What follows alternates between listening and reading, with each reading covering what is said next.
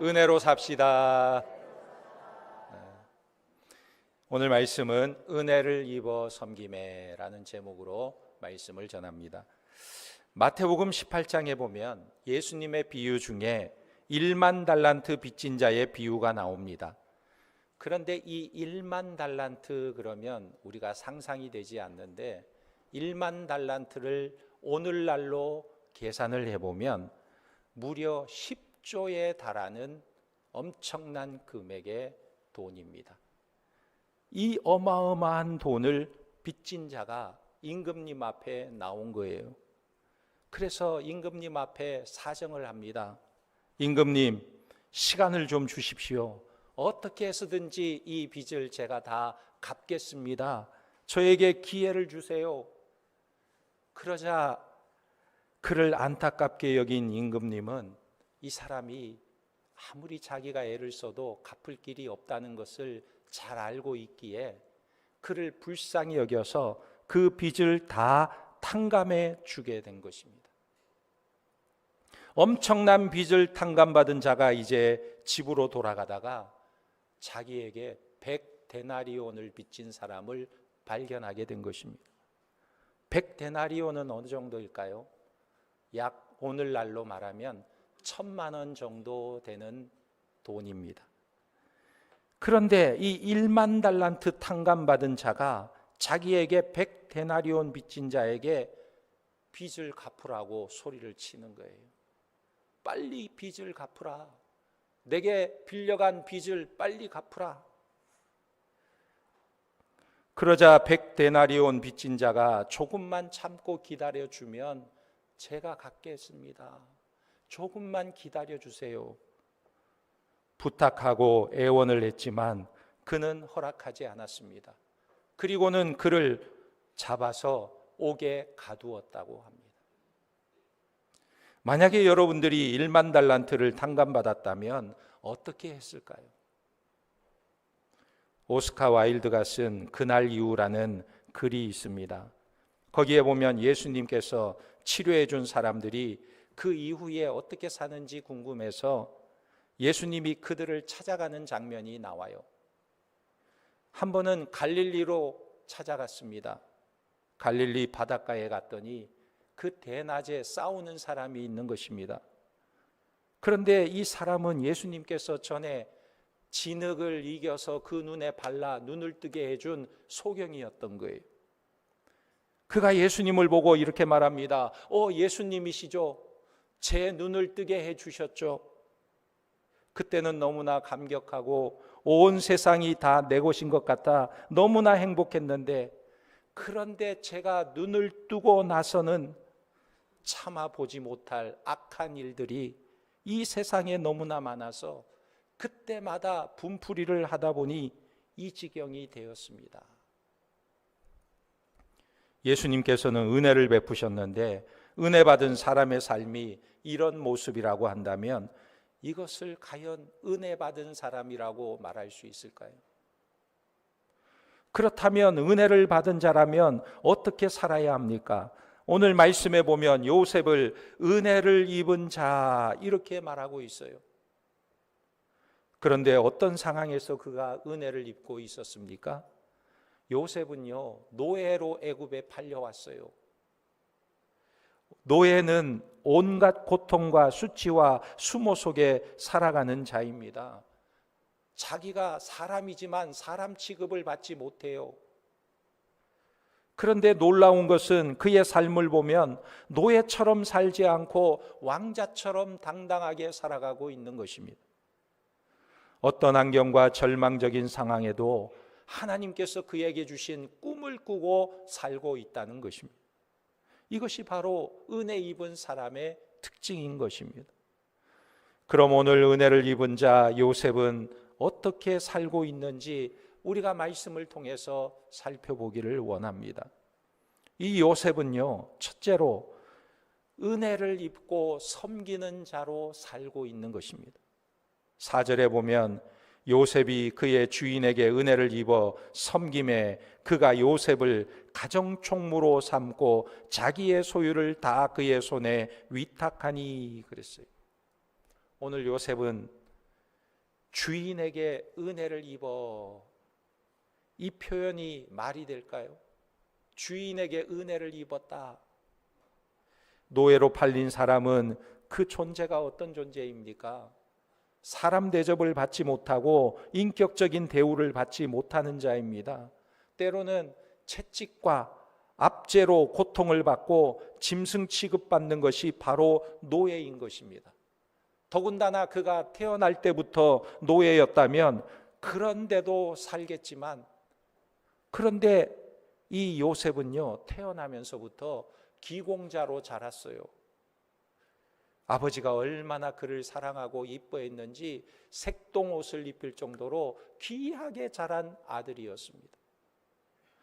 그런 그가 노예가 되었다는 것은 은혜가 아니라 오히려 저주를 받은 것과 같은 거예요. 그런데 오늘 말씀에 놀라운 것은 요셉은 지금도 은혜를 누리고 있다는 것입니다. 그가 비록 노예이지만 은혜를 누리고 있다는 거예요. 이것은 무엇을 말해주고 있습니까? 우리가 하나님의 은혜를 받으면 어떤 형편에서도 은혜를 누릴 수 있다는 거예요. 사도 바울은 빌립보서 4장 11절에 내가 궁핍함으로 말하는 것이 아니니라 어떠한 형편에든지 나는 자족하기를 배웠노니 나는 비천에 처할 줄도 알고 풍부에 처할 줄도 알아 모든 일 곧 배부름과 배고픔과 풍부와 궁핍에도 처할 줄 아는 일체의 비결을 배웠노라. 하나님의 은혜 속에 사는 사람은 어떤 환경 속에서도 그 은혜를 누리는데 오늘 요셉은요, 자기의 현실을 초월해서 하나님의 은혜를 누리고 있었다는 것입니다. 그런데 이런 사람이 섬길 수가 있다는 거예요. 우리나라를 보면요, 놀라운 일이 한두 가지가 아니죠. 일본에 35년간 지배를 받고 또 6.25 전쟁이 일어나서 전 국토가 다 폐허가 된 나라에 세계에서 가장 가난한 나라, 원조를 받지 않으면 먹고 살 수 없는 나라. 그런데도 불구하고 우리나라가 불과 60년 만에 세계 경제 10위권 안에 들어가는 나라가 되었습니다. 그리고 2012년에 2050 클럽에 가입하게 된 것입니다. 2050 클럽은 GDP 2만 불, 인구 5천만 명 이상 되는 나라가 가입할 수 있는 거예요. 그런데 우리나라가 세계에서 7번째로 가입되었다는 것입니다. 이것은 2차 세계대전 이후 개발도상국 중에서는 우리나라가 최초로 가입되었다는 것입니다. 이런 나라가 세계에 없어요. 지금은 현재 2026년 대한민국은 명실상부한 3050 클럽에 들어가게 되었습니다. 이 3050 클럽은 1인당 국민소득 3만 달러 이상, 인구 5천만 명 이상 되는 나라가 들어갈 수가 있는 거예요. 지구상에서 인구 5천만 명을 유지하면서도 국민소득이 3만 달러가 넘는 경제 활력을 유지하는 나라는 몇 나라가 안 돼요. 세계에서 7나라밖에 없어요. 미국, 일본, 독일, 영국, 프랑스, 이탈리아, 그리고 대한민국 단 7개 국가밖에 없는 것입니다. 과거의 기적이 이제는 그 누구도 부인할 수 없는 대한민국의 탄탄한 국력이 된 것입니다. 그런데 가장 가난하고 전쟁으로 초토화된 나라가 어떻게 이렇게 경제 대국으로 발전할 수 있었을까요? 그 이유가 무엇일까요? 그 이유는 바로 섬김 때문에 가능한 것이었습니다. 우리나라는 1955년 전쟁의 참상이 다 가시기도 전에 교회들은 다 무너져 있고 국토는 초토화되어 있었습니다. 그런데 놀라운 것은요, 대한예수교 장로의 총회가 한 가지 아주 중요한 결정을 내리게 됩니다. 그 결정이 무엇이냐면 우리가 아무리 어려워도 하나님 나라를 세상에 전파해야 되지 않겠는가? 그래서 우리나라 최초로 선교사를 뽑았는데 최찬영 선교사를 뽑게 된 것입니다. 이분은 중국 변방에서 태어나서 아버지를 여의고 어머니를 모시고 동생들을 먹여 살리기 위해서 엄청난 고생을 하며 살아왔어요. 6.25 전쟁 때는 통역관을 하기도 했습니다. 그리고 그가 결혼을 했는데 김광명 씨와 결혼을 했어요. 이 김광명 씨는 순교자의 딸이었습니다. 그런데 이 부인은 의사였어요. 의사. 그런데 놀라운 것은 최찬영 목사가 결혼하고 난 후에 미국에서 편지 한 통이 왔는데 미국 풀러 신학교에서 그에게 장학금을 주겠다고, 풀 장학금을 주겠다고 미국으로 초청을 한 것입니다. 그리고 그의 아내 김강명 사모도 의사이기 때문에 미국의 헌팅턴 병원에서 초청을 받게 된 것입니다. 여러분, 1950년대에 미국으로 유학을 가게 된다는 것은요, 놀라운 일이 아닐 수가 없어요. 우리나라 대한민국이 전쟁 이후에 모든 것이 초토화되어 있는 그런 어려운 시기에 미국을 간다는 것은 마치 지옥에서 천국 가는 것과 같은 그런 상황입니다.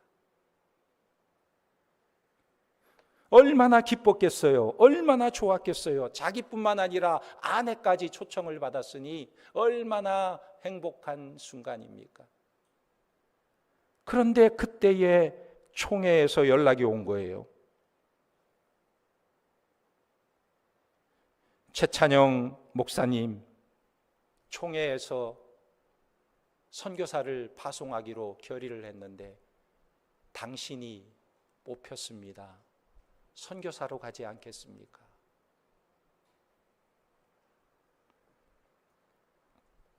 그것도 태국으로 선교사로 파송하겠다는 거예요. 여러분, 당시에 태국은요, 우리나라보다 훨씬 잘 사는 나라였어요. 우리나라는 전쟁 이후에 가난한 나라였지만 이 태국이란 나라는 잘 사는 나라였기 때문에 태국이라는 나라로 선교사로 간다는 것은 쉬운 일이 아니었습니다.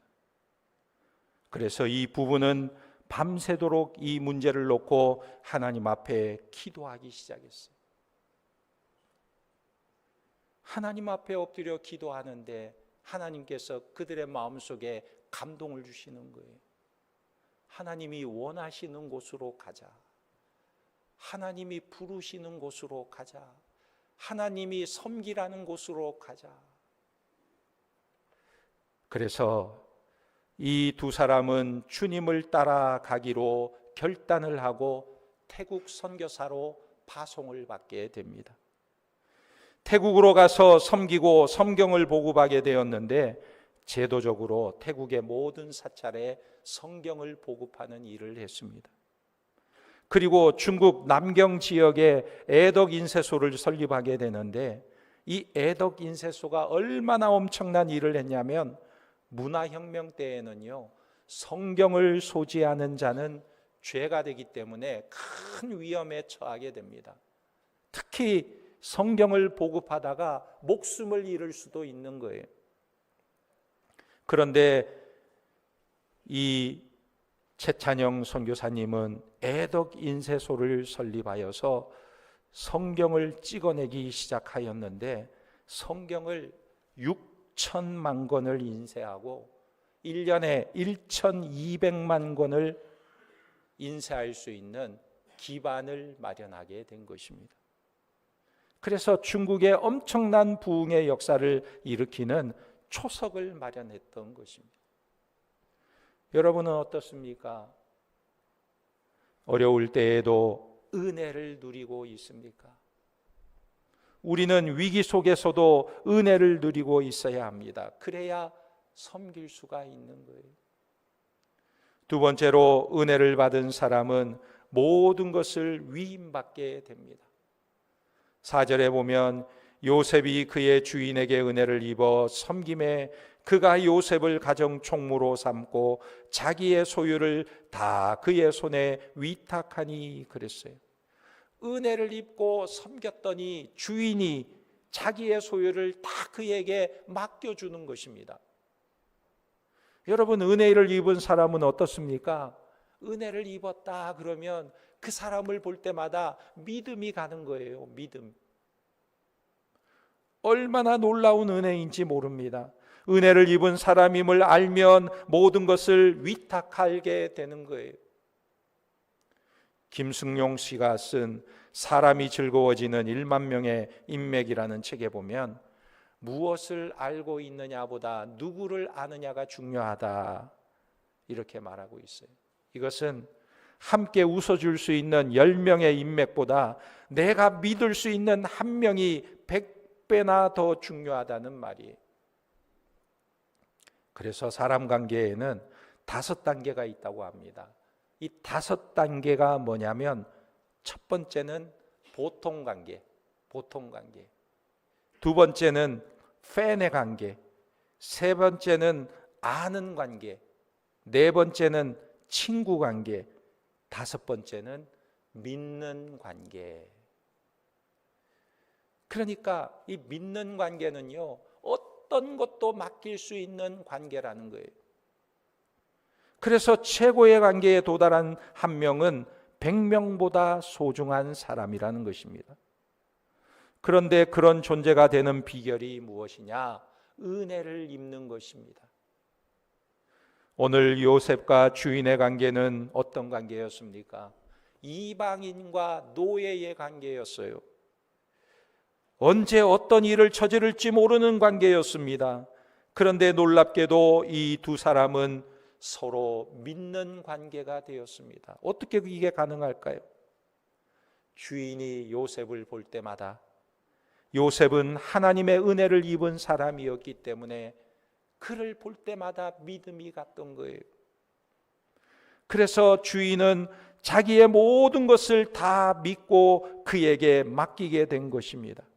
여러분, 사람이 하나님의 은혜를 입으면 믿음이 가고 맡길 만한 사람이 되는 거예요. 예수님의 어머니 마리아를 한번 생각해 보세요. 하나님이 자기 아들 독생자를 이 땅에 보내실 때 얼마나 많은 고민을 했을까요? 과연 내가 내 아들 독생자를 누구에게 보내야 이 아들을 잘 낳고 길러줄 수 있을까? 누구에게 보내야 할까? 얼마나 고민이 되었을까요? 어떤 사람에게 맡길 때 예수를 가장 잘 지켜줄 수 있을까? 하나님께서 누구에게 보냈을까요? 세상에서 가장 권력이 센 사람에게 보냈을까요? 아니면 세상에서 가장 큰 부자에게 예수님을 보냈을까요? 아니에요. 하나님이 택한 사람이 어떤 사람이었냐면 바로 은혜를 입은 사람을 하나님이 택하셨다는 것입니다. 마귀가 그를 죽이려고 하고 세상의 왕 헤롯이 그를 죽이려고 하는데 이 아기 예수를 누구에게 맡겼냐? 마리아에게 맡겼다는 것입니다. 마리아라는 한 여인에게 맡긴 거예요. 왜 그렇습니까? 누가복음 1장 28절에 보면 마리아의 특징이 소개되고 있어요. 그에게 들어가 이르되 은혜를 받은 자여 평안할지어다 주께서 너와 함께 하시도다 하니. 여기 보니까 마리아가 어떤 사람이었습니까? 은혜를 입은 자였어요. 은혜를 입은 자. 그 다음 30절에 다시 확인해 주고 있습니다. 천사가 이르되 마리아여 무서워하지 말라 내가 하나님께 은혜를 입었느니라. 그러니까 은혜를 입으면 하나님이 가장 신뢰하는 사람이 되는 거예요. 오늘 요셉이 은혜를 입었을 때 어떤 일이 일어나게 되었습니까? 가정 총무로 모든 것을 맡았는데 죄수로 누명을 쓰게 되고 감옥에 갇히는 신세가 되었어요. 그런데 그가 죄수로 감옥에 갇혀 있을 때에도 그는 간수장에게 은혜를 입게 됩니다. 감옥에서도요, 죄수로 감옥에 갇혔는데 간수장이 모든 것을 다 그에게 위탁했다 그래요. 죄인으로 감옥에 갇혔는데 모든 감옥의 재반 사항을 다 그에게 맡겼다 말하고 있습니다.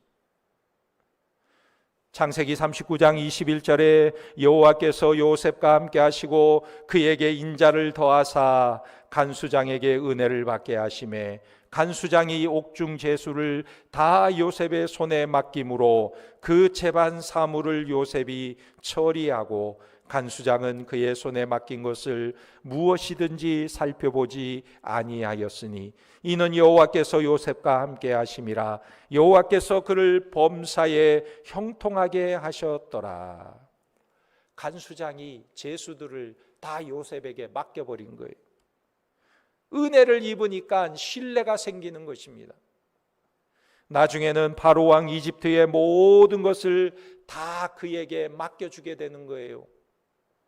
창세기 41장 40절에 보면 너는 내 집을 다스리라. 내 백성이 다 내 명령에 복종하리니 내가 너보다 높은 것은 내 왕자뿐이니라. 바로가요, 자기의 모든 것을 이 요셉에게 맡겨주는 것을 봅니다. 그리고 또 요셉에게 뭐라고 말합니까? 41절에 바로가 요셉에게 이르되 내가 너를 애굽 온 땅의 총리가 되게 하노라 하고 자기의 인장반지를 빼어 요셉의 손에 끼우고 그에게 세마포 옷을 입히고 금사슬을 목에 걸고 자기에게 있는 버금수레에 그를 태우매 무리가 그의 앞에서 소리 지르기를 엎드리라 하더라. 바로가 그에게 애굽 전국을 총리로 다스리게 하였더라. 여러분, 하나님의 은혜를 입으니까요, 엄청난 것을 위임받게 되는 거예요. 하나님께 은혜를 입으니까 엄청난 것을 맡겨주게 되는 것입니다. 우리도 우리의 가정에서, 사회에서 은혜를 입은 자가 되기를 예수님의 이름으로 축원합니다. 세 번째로 은혜 받은 자는 복의 통로가 되는 것입니다. 오늘 5절 말씀을 한번 보세요. 그가 요셉에게 자기의 집과 그의 모든 소유물을 주관하게 한 때부터 여호와께서 요셉을 위하여 그 애굽 사람의 집에 복을 내리심으로 여호와의 복이 그의 집과 밭에 있는 모든 소유에 미친지라. 오늘 말씀에 요셉이 그 모든 소유물을 주관하면서부터 그 집에 복이 임했다. 요셉이 자기 주인의 집의 모든 소유물을 주관할 때 그 집에 복이 임하고 요셉이 애굽의 모든 것을 주관할 때 애굽 나라에 복이 임하게 되었다. 이것은 요셉이 위임을 받은 이후부터 하나님께서 복을 주신 것입니다. 하나님이 복을 주시기 시작한 거예요. 이 요셉 한 사람 때문에 하나님은 애굽 사람의 집에 복을 주시고 나중에는 그 집뿐만 아니라 고대 근동 모든 나라에 복을 주시는데 고대 근동이 7년의 흉년 기간에 굶어 죽게 된 상황 속에서 요셉을 통해서 각 나라들을 먹여 살리는 일을 행하시는 것을 보게 됩니다. 오늘 말씀이 중요한 것이 무엇일까요? 하나님은 오늘 아주 중요한 원리를 우리에게 말씀하고 계시는 것입니다. 우리가 은혜를 받을 때 섬길 수 있고 은혜를 받을 때 모든 것을 위임받게 되고 은혜를 받을 때 축복의 통로가 되는 것입니다. 은혜를 받아야 살 수 있는 거예요. 하나님의 은혜를 경험하는 자들이 다 되시기를 예수님의 이름으로 축원합니다. 아멘. 기도하겠습니다. 하나님 아버지, 우리에게 큰 은혜를 주셨사오니 감사를 드립니다. 그 은혜를 사모하게 하시고 날마다 간직하게 하시고 은혜로 섬기게 하시고 은혜로 하나님께 위탁받은 모든 일을 통하여 축복의 통로로 쓰임받게 도와주시옵소서. 예수님의 이름으로 기도하옵나이다. 아멘.